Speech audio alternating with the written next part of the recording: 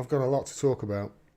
Um, but now I'm guessing though, because I've had two requests to go on radio shows in the last week that I've turned down to talk about Brexit, that you're all expecting me to talk about Brexit. Well, I don't need to, I don't think, because nothing has really changed, has it? Nothing has really changed. Let me repeat my stance on Brexit.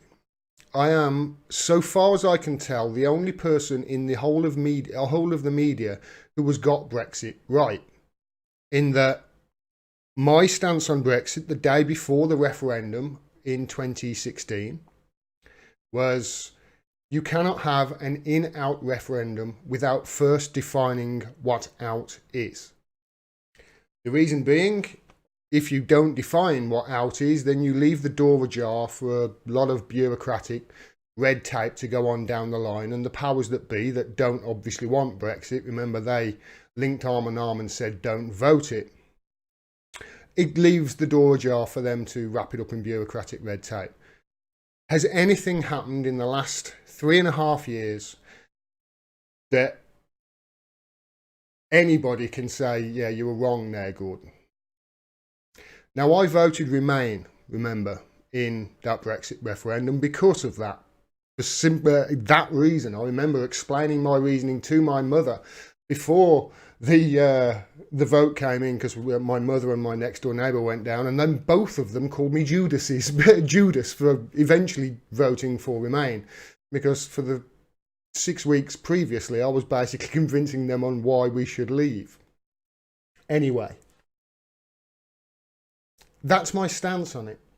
And my stance is you will always, because you did that, because you left the door ajar in that way, you are always going to have a referendum, another one. I said another one, at least two, because in the back of my mind I had the Northern Ireland issue.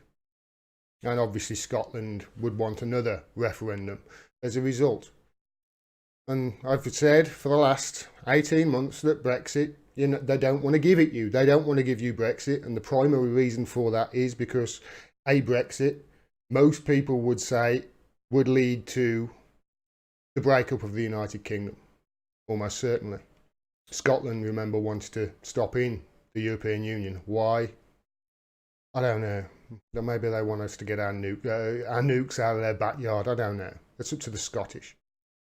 I'll let history dictate what they think they should do with regards to the future, considering that we're going to be facing a very volatile future in the future, and you only need to look at the past as to how the English have treated the Scots and the Irish, and basically every other country on the planet. That's my stance on it. You're always going to have another referendum, and my stance on it is what you are seeing there right now is political theatre. Boris Johnson knows they're not going to give you Brexit. However, it's very popular and looks very popular if he looks like he's trying to give it people, knowing that he won't. They would rather lock him up in the Tower of London. And believe me, they will do that if it gets to that. They don't want to give it him. But it looks extremely popular, what he's doing. And all the time, it's making Jeremy Corbyn and making Jeremy Corbyn's hand weaker and weaker. And remember, that really is the biggest threat to them. It's not the Brexit.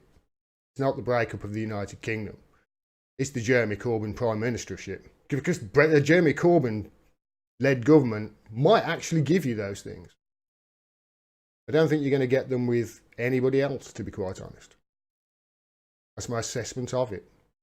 They may say they will, but they won't.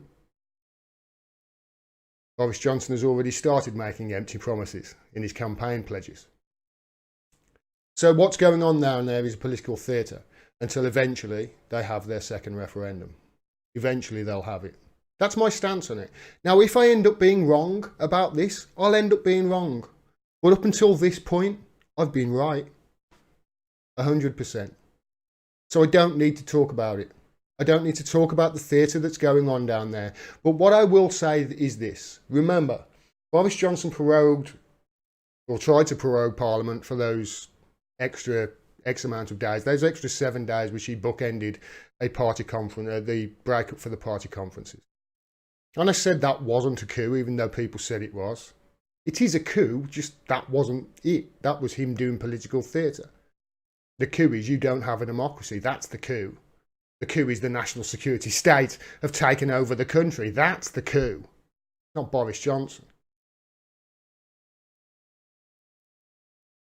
Because I might be wrong on this, of course. You might not get another referendum, but until something else changes, honestly, there are more important things to look at in the world, and there are more important things to look at in this country, and that's what I'm going to try and focus on.